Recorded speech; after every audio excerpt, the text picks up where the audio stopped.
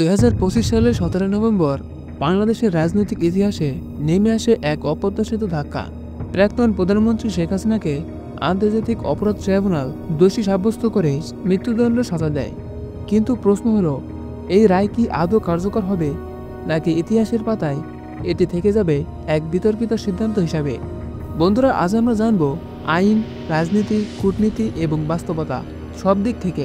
চলুন শুরু করা যাক। 2024 সালের জুলাই মাস, একটি আন্দোলন যার সূচনা হয়েছিল ছাত্রদের দাবিতে, ধীরে ধীরে তার রূপ নেয় দেশের বৃহত্তম গণবিক্ষোভে। এই আন্দোলনের সময় বহু প্রাণহানি ঘটে।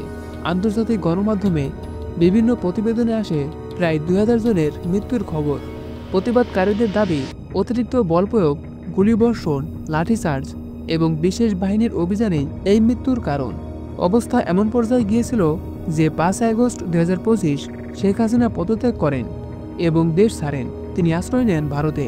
এরপর শুরু হয় এক নতুন রাজনৈতিক অধ্যায়, যেখানে আন্দোলনের নিহতদের পরিবার এবং বিরোধী পক্ষ দাবি তোলে দোষীদের বিচারের আওতায় আনতে হবে। এই থেকে গড়ে ওঠে মামলা, তদন্ত এবং ট্রাইব্যুনালের বিচার।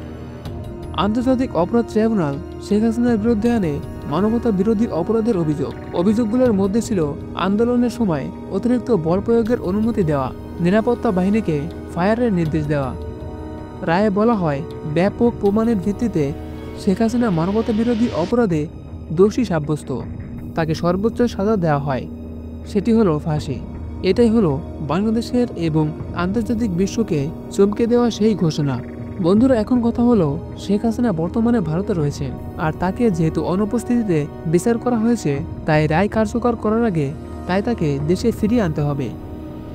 কিন্তু বাংলাদেশ ভারত প্রত্যর্পণ প্রক্রিয়া খুবই জটিল। দুই দেশের মধ্যে সহযোগিতা চুক্তি থাকলেও রাজনৈতিক ব্যক্তিত্ব, বিশেষ করে সাবেক প্রধানমন্ত্রী শেখ হাসিনার ক্ষেত্রে ভারত সাধারণত এমন সিদ্ধান্ত নিতে চায় না, যা কূটনৈতিক সম্পর্ককে অস্থিতিশীল করে দিতে পারে।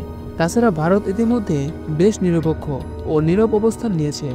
সরকার যেই ক্ষমতায় থাকুক, এমন পরিস্থিতি ঝুঁকি নেওয়া সহজ হবে না। সবচেয়ে গুরুত্বপূর্ণ, শেখ হাসিনাকে খুঁজে পাওয়া, ধরা এবং তার ফাঁসি নিশ্চিত করা।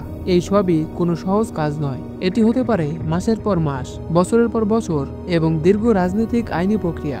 এই অবস্থায় রায় থাকা মানেই কার্যকর হওয়া তা নয়। তো বন্ধুরা, আপনাদের কি মনে হয়, শেখ হাসিনার রায় কি আদৌ কার্যকর হবে, নাকি বেঁচে যাবে এই মৃত্যুর হাত থেকে? কমেন্টে জানান। আর হ্যাঁ, অবশ্যই চ্যানেলটিকে সাবস্ক্রাইব করতে ভুলবেন না।